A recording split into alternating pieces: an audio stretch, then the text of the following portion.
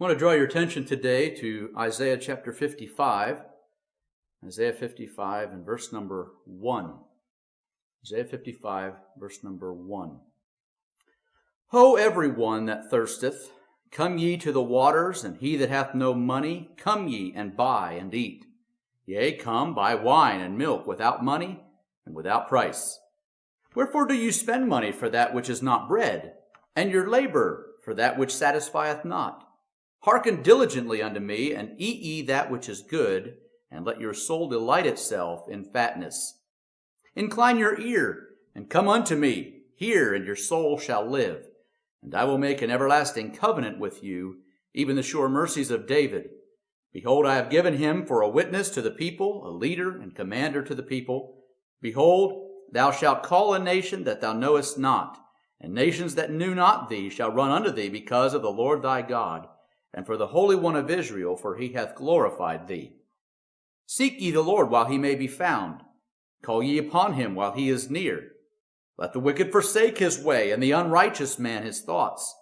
And let him return unto the Lord, and he will have mercy upon him, and to our God, for he will abundantly pardon. For my thoughts are not your thoughts, neither are your ways my ways, saith the Lord. For as the heavens are higher than the earth, so are my ways higher than your ways, and my thoughts than your thoughts. For as the rain cometh down, and the snow from heaven, and returneth not thither, but watereth the earth, and maketh it bring forth, and bud, that it may give seed to the sower, and bread to the eater, so shall my word be that goeth forth out of my mouth. It shall not return unto me void, but it shall accomplish that which I please, and it shall prosper in the thing whereto I sent it. For ye shall go out with joy, and be led forth with peace. The mountains and the hills shall break forth before you into singing, and all the trees of the field shall clap their hands. Instead of the thorn shall come up the fir tree, and instead of the brier shall come up the myrtle tree. And it shall be to the Lord for a name, for an everlasting sign that shall not be cut off. Reading that whole chapter here this morning, but I want to focus on several aspects here. We can kind of pick out this verse or that verse, but really I feel like we need to come back to the overall message. And really, we could just sort of summarize it and say, we have a good God. A good God. I know that key portions of the Thanksgiving story are sort of being lost in these days. It seems like, they sort of change history or revamp what they at least will teach. And so maybe we could just kind of go over a few details as the springboard for our message today. And first thing, let's just not forget why the separatists even came over in the first place. They were looking for freedom to serve God, to worship him as they chose to. Secondly, let's also not forget that the Indians were part of God's mercy to the separatists as well. And that was part of the reason. You could look at the back of your bulletin today and see that proclamation. And we need to remember that this Thanksgiving was just not some sort of big feast for fellowship, but it was a Thanksgiving time, a time to honor God for what he had done for them. And then, of course, it included the Indians. And I know back then, we may not like the terminology now, but they called them savages then. But those Indians were far better to the separatists than just savages, but they were their lifesavers, really. And so they were able to thank God together. Now, I know that this theme here is familiar to us. I mean, we hear it every year. We kind of focus in the month of November on the issues of Thanksgiving and exalting God. And really, that's my main theme this morning. I just want to kind of look at this passage. We can kind of work our way through, and we see several reasons really to exalt him. Our God is a good God.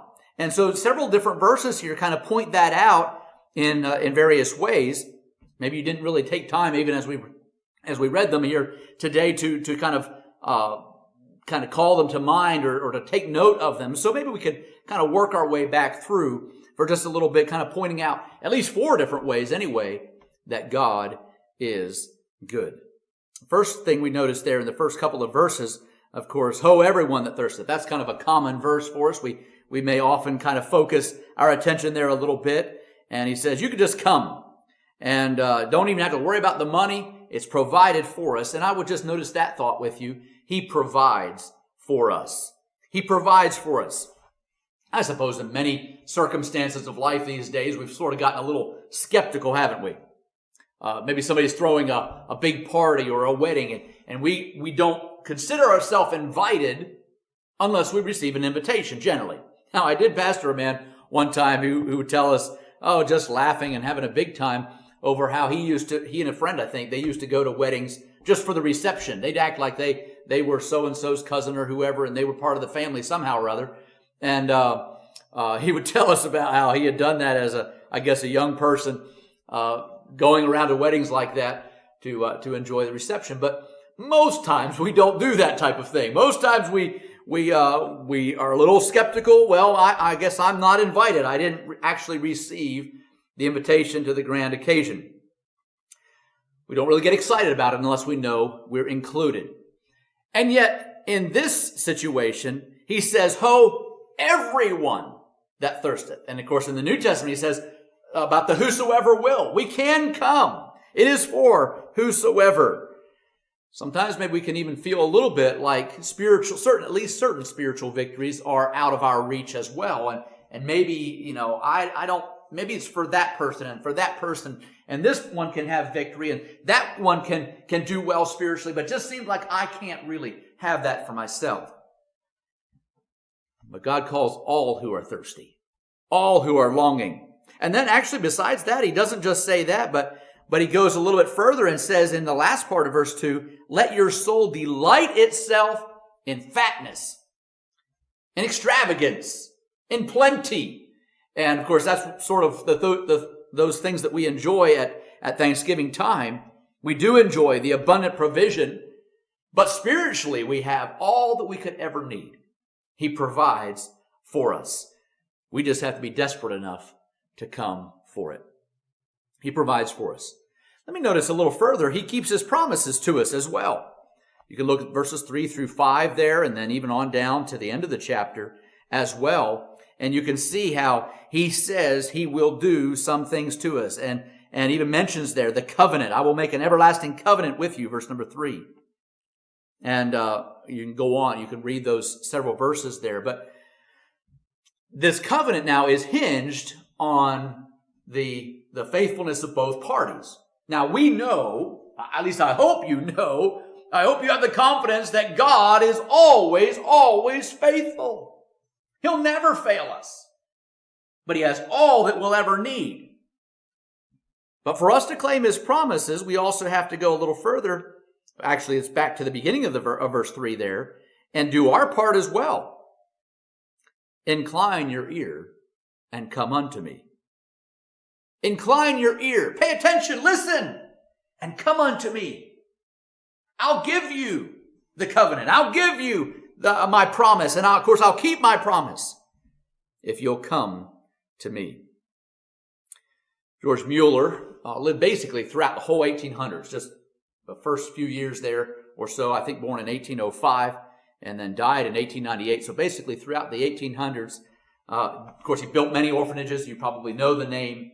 And there in Ashley Down, England, he didn't even take a personal salary. He didn't know how he was going to provide for these orphans, but he just felt like God wanted him to do that. And so he relied only on God. In fact, I believe he wouldn't even tell anyone else about his needs. Just tell the Lord about it. And so whenever he needed food, whenever he needed supply, money for the operation costs or whatever, he just simply would call on God and trust him for victory and for the answer. He's a man of radiant faith. I'd encourage you to read a biography or autobiography maybe of him. I'm not sure. I kind of think he has an autobiography as well that he would have written himself. But anyway, stories about his life and his faith. He kept the motto on his desk for many years that brought him some comfort and strength and confidence in his heart. And it read something like this: "It matters to him about you." It matters to him about you. Mueller believed those words kind of reflected what 1 Peter 5:7 tells us, "Casting all your care upon him, for he careth for you." He felt like that motto sort of summed that up. And he just rested on that truth. And at the end of his life, after all these years of caring for the orphans, at the end of his life, he testified that the Lord had never failed to supply all his needs. It's just amazing. I'd encourage you to read about that. But God keeps his promises. Obviously, that's the promises of salvation. It's the promises of spiritual victory. If we'll do our part, he will do his. If we'll incline our ear to him, he will come through. But it also is even in other areas. We're not preaching a prosperity gospel, but we are able to bank on that fact that God will always provide for our needs. We can trust him. So he keeps his promises to us. Let's just quickly notice that spiritual aspect, because we need to focus there. We're talking about how good our God is. We're talking about thanksgiving. We ought to really have to begin right in the spiritual victory. And he pardons us also. Verses 6 and 7 tell us about that. Seek ye the Lord while he may be found. Call ye upon him while he is near. Let the wicked forsake his way, and the unrighteous man his thoughts. Let him return unto the Lord, and he will have mercy upon him. And he's also saying, if you'll return to our God, he will abundantly pardon. He pardons us.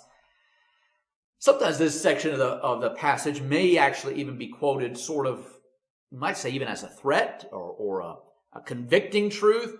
You better call on him while he's near. This is the time. This is when you have to respond. And that certainly has its place. We need to respond as God is calling to us. But I believe it also emphasizes God's goodness, because it sort of seems like he's saying, right now's the time. God's calling. God's imploring you. God's seeking after you. Go ahead and come. He wants to pardon. He wants to forgive. It's a present thing. And in a sense, though, yes, it is a caution that now is the time, but it's also, come on, now's the time. Just you can find victory. You can find help. You are welcome. And of course, he gives the instructions for finding that mercy there in verse number 7, where he says, let the wicked forsake his way, turn from your wicked thoughts, and return unto the Lord. And if you will, he will have mercy and show pardon. He pardons us. Have you found that pardon today? You sometimes wonder about a testimony. That's the first place to start. Yes, we can tell about how God supplied for a need, or how God healed me over here, how God met my need in the hospital, or whatever it may be. But really, our testimonies ought to pretty well start with what God has done in his pardoning grace to our hearts and lives. Let me touch on one more yet before we bring it to a close. And that is that he has a plan. And if you look down there, verse number 8, and then on down through verse 11, his plan is astounding. His plan is astounding. Notice he says there, my thoughts are not your thoughts, neither are your ways my ways, saith the Lord. As the heavens are higher than the earth, so are my ways higher than your ways. God says, I have a great plan for you. It's astounding. Some of you may remember the prayer of Bobby Richardson. I shared that some time back. I believe maybe it was at some sort of Christian Athletes Association or something or other.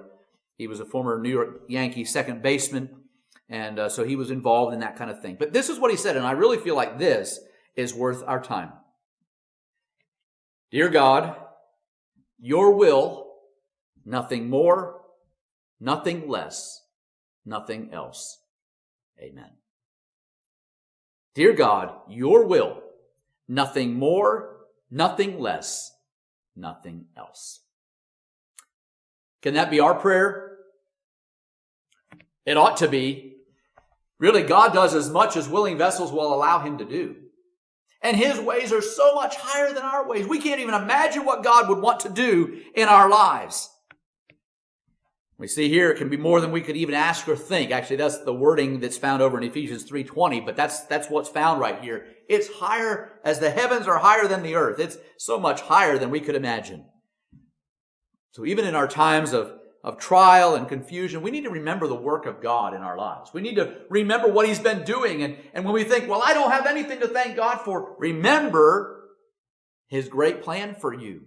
Start thinking back to the ways he's led you. Maybe you could even echo that song. Jesus led me all the way. Led me step by step each day. God's ways are good. We may not always understand it. And sometimes we have to remind ourselves of Romans 8:28, All things work together for good to them that love God. But even when we can't understand it, don't forget his plan is astounding. When you say, well, I can't give God that. I'm afraid to go that far. I'm afraid what he might ask of me. Don't forget, he has much higher plans for you. What a wonderful thing to know that a God who cares about each one of us is on our side. It ought to stir thanks in our hearts, shouldn't it? It ought to make us rejoice in him. Now, obviously, we can't fully sort out all the goodness of God. We've just mentioned 4 things basically today. We can't understand all its applications maybe, but I hope you'll recognize again, even today and throughout this week, remember how good it is to serve our God. And then as we sort of get into the traditional thanks time, maybe it's when you're gathered together with your family, when you're spending a few moments giving God praise. Let's focus on how our good God bestows his favor on us. He provides for us. He takes care of us. He keeps his promises. I hope you found his pardon. And then you rest in his plan. One more thing I want to just mention to you is focus on him. Not just the day, not just that I've given thanks, not just that we got together with family, but focus on him, our good, good God. Amen.